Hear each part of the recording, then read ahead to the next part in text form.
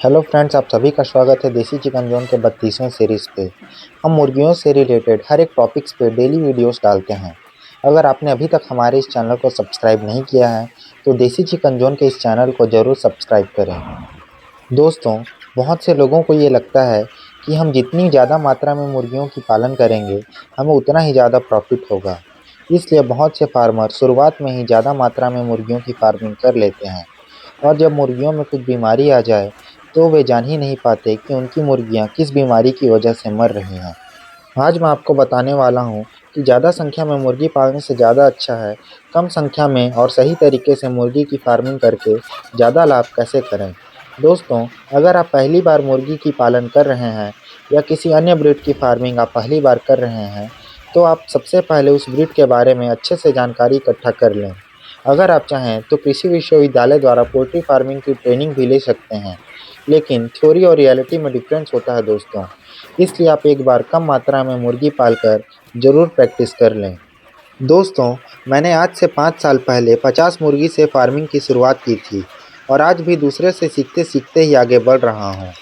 Poultry farming में 1-2 batch की farming कर लेने के बाद आप ये ना सोचें कि अब मुझे फार्मिंग का सब कुछ आ गया है। आप हमेशा दूसरे फार्मर या वेटनरी डॉक्टर और पोल्ट्री एक्सपर्ट से बीच-बीच में ज़रूर सलाह लेते रहें।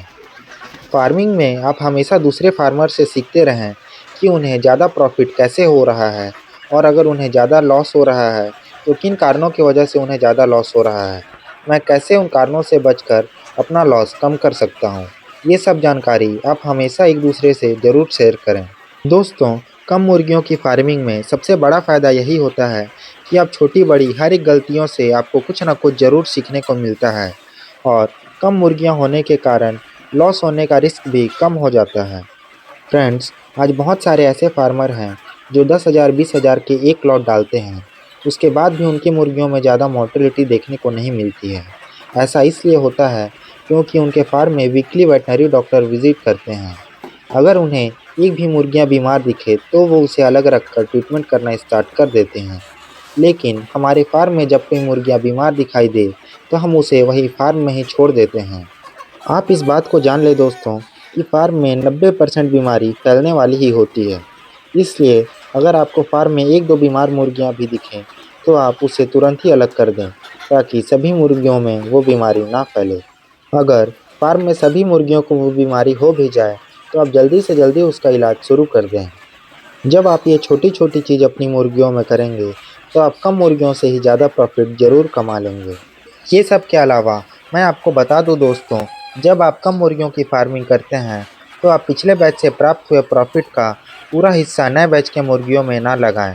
प्रॉफिट का 10% हिस्सा आप अपने पास हमेशा बचा कर रखें।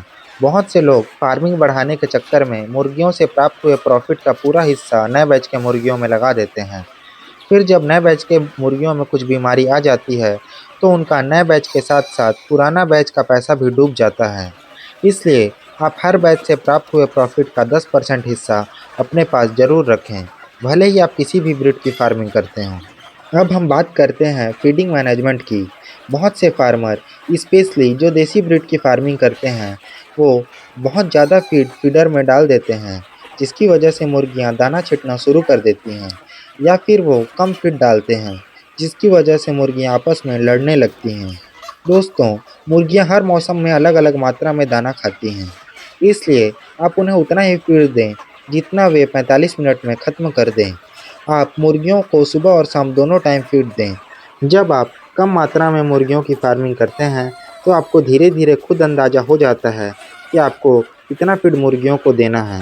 इसलिए आप शुरुआत कम से ही करें दोस्तों और धीरे धीरे आगे बढ़ें। आपसे कल फिर मुलाकात होगी देसी चिकन जोन के एक और नए सीरीज़ पे। तब तक के लिए धन्यवाद।